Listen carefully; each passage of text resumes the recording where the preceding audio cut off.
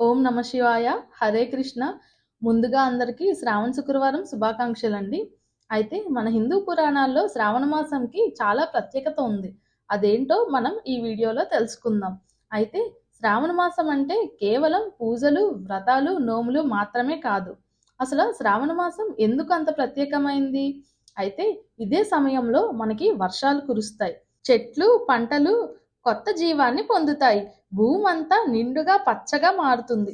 మన చుట్టూ ఉన్న ప్రకృతిలోనే సంపద కనిపిస్తుంది. అయితే మనం సంపదకి ఆదిదేవతగా లక్ష్మీదేవిని పూజిస్తాం కదా. అందుకే శ్రావణ శుక్రవారం రోజు లక్ష్మీదేవికి దీపం పెట్టి, అమ్మ ఇదంతా నువ్విచ్చిన సంపదే అని కృతజ్ఞతా భావంతో ఉంటాం.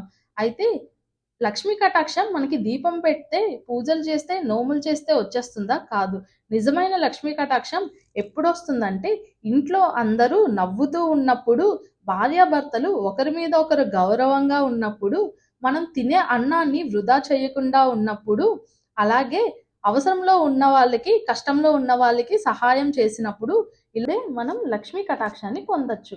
అయితే మనం చాలా వరకు శ్రావణ శుక్రవారం రోజు ఎవరికైనా దానం చేస్తే లక్ష్మీదేవి ఆ డబ్బు రూపంలో వెళ్ళిపోతుంది అని మనం అనుకుంటాం కదండి. అదంతా తప్పండి. మన పురాణాలు ఎప్పుడు మనకి ఆ విధంగా చెప్పలేదు.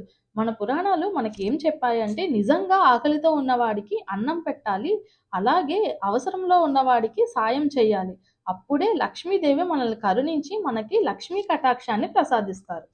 జై శ్రీరామ్. ఓం నమ శివాయ.